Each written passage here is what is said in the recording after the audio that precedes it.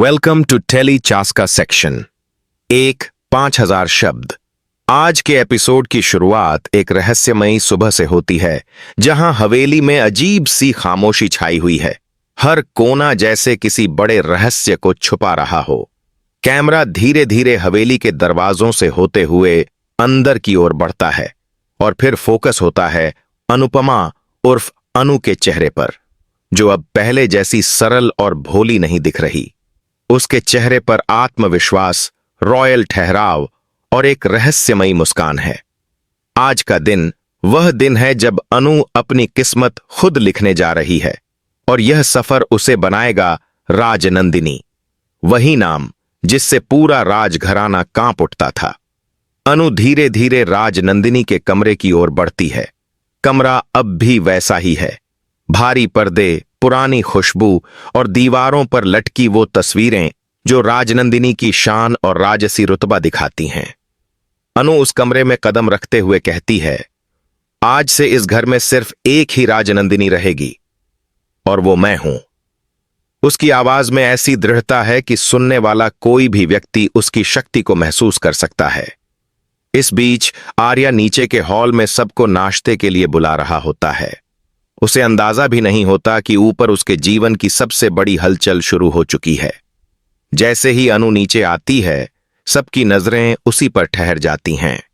वह लाल सिल्क की साड़ी में, माथे पर राजनंदिनी की निशानी तिलक के साथ, बिल्कुल उसी अंदाज में चल रही होती है जैसे कभी असली राजनंदिनी चला करती थी। हवेली की बुजुर्ग महिलाएं तक हैरान रह जाती हैं।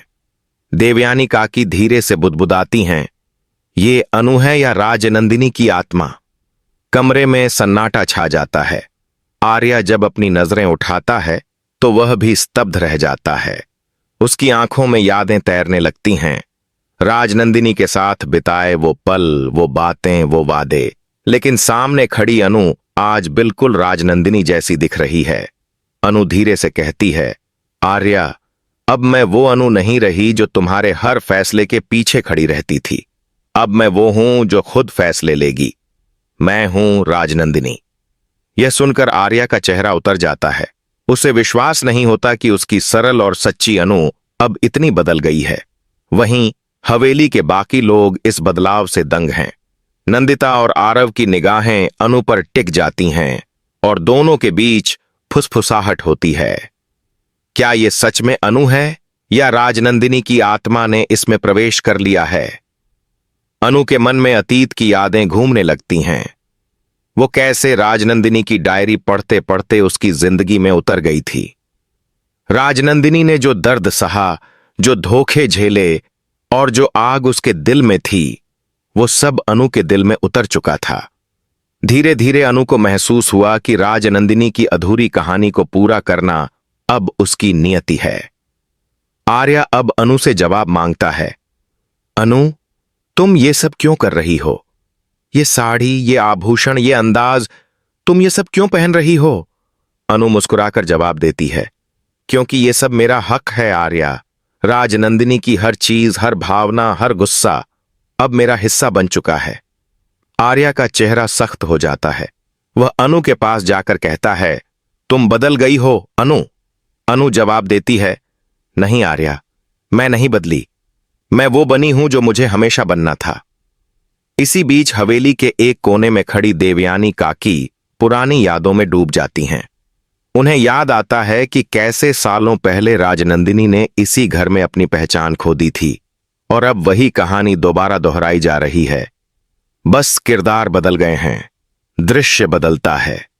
अनु अकेली अपने कमरे में बैठी है और राजनंदिनी की तस्वीर से बातें कर रही है। तुमने मुझे चुना है राजनंदिनी, अब मैं तुम्हारा अधूरा बदला पूरा करूंगी। तुम्हारे साथ जो अन्याय हुआ वो अब किसी के साथ नहीं होगा। उसकी आंखों में दृढ़ निश्चय झलकता है। कैमरा उसके चेहरे पर झूम करता है। उसकी आंखों में एक आग है, एक मिशन है और एक वादा। नीचे आर्या अब भी बेचैन है। उसे लग रहा है जैसे अनु किसी और शक्ति के प्रभाव में है। वह सोचता है कि कहीं ये सब राजनंदिनी की आत्मा का खेल तो नहीं। तभी हवेली में एक पुराना संगीत बजने लगता है, वही धुन जो राजनंदिनी के जिंदा रहते समय बजती थी। सब एक दूसरे को देखने लगते हैं।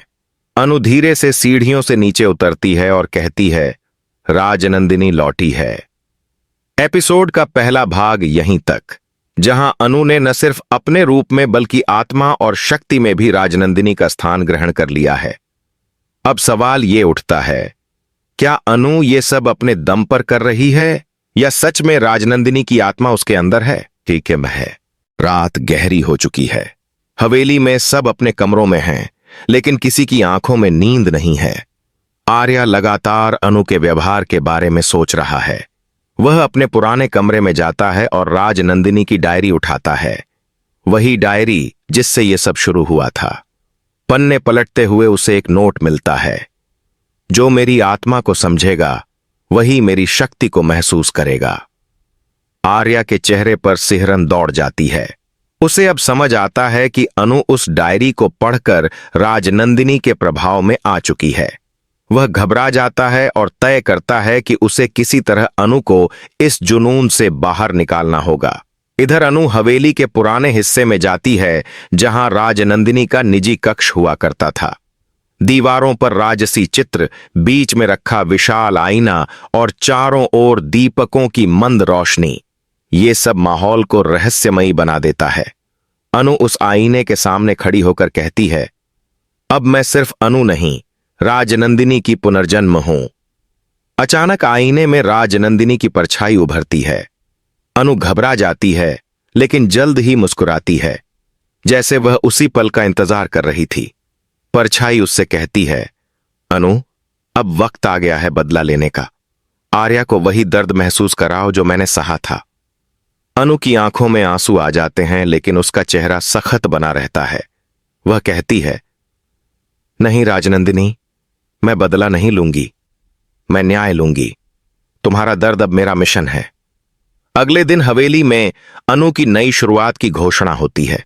वह पूरे स्टाफ को बुलाकर कहती है कि अब इस हवेली की कमान उसके हाथ में होगी। आर्या उसकी बातों से चौंक जाता है, लेकिन कुछ कह नहीं पाता। अनु अब हर फैसला खुद लेने लगी है, कारोबार से लेकर पारिवारिक निर्णय तक।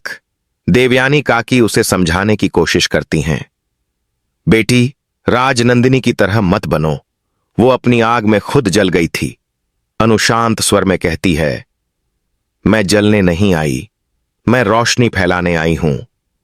धीरे धीरे अनु की इस शक्ति से हवेली के पुराने लोग डरने लगते हैं।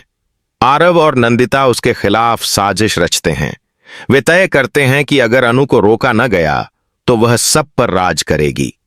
रात के एक सीन में नंदिता अनु के कमरे में छिप कर जाती है और उसकी मेज पर रखी डायरी पढ़ने लगती है। तभी अनु वहां आ जाती है और गुस्से में कहती है, राजनंदिनी के कमरे में आने की तुम्हारी हिम्मत कैसे हुई?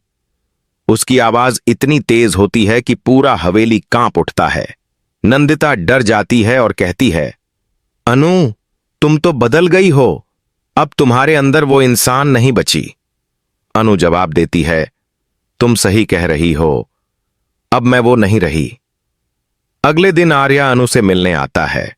वह कहता है, मैं जानता हूं तुम के अंदर अभी भी मेरी अनु है, मैं उसे वापस लाऊंगा। अनु मुस्कुराकर कहती है, शायद अब बहुत देर हो चुकी है आर्या। धीरे धीरे एपिसोड अपने क्लाइमैक्स की ओर बढ़ता है।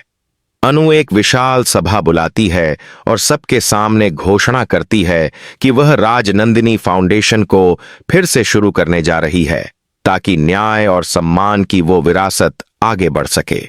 आर्या की आंखों में गर्व और डर दोनों झलकते हैं।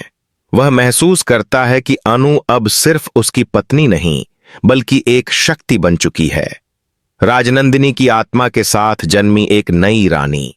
अंत में कैमरा अनु के चेहरे पर फोकस होता है। वो राजनंदिनी की कुर्सी पर बैठी है, आंखों में आग, हाथों में शक्ति और दिल में सच्चाई का व्रत। स्क्रीन पर आखिरी लाइन उभरती है, हर जन्म में कहानी वही होती है, बस चेहरा बदल जाता है, और आज राजनंदिनी के चेहरे पर अनु मुस्कुरा रही है। End of episode. Presented by telly चास्का।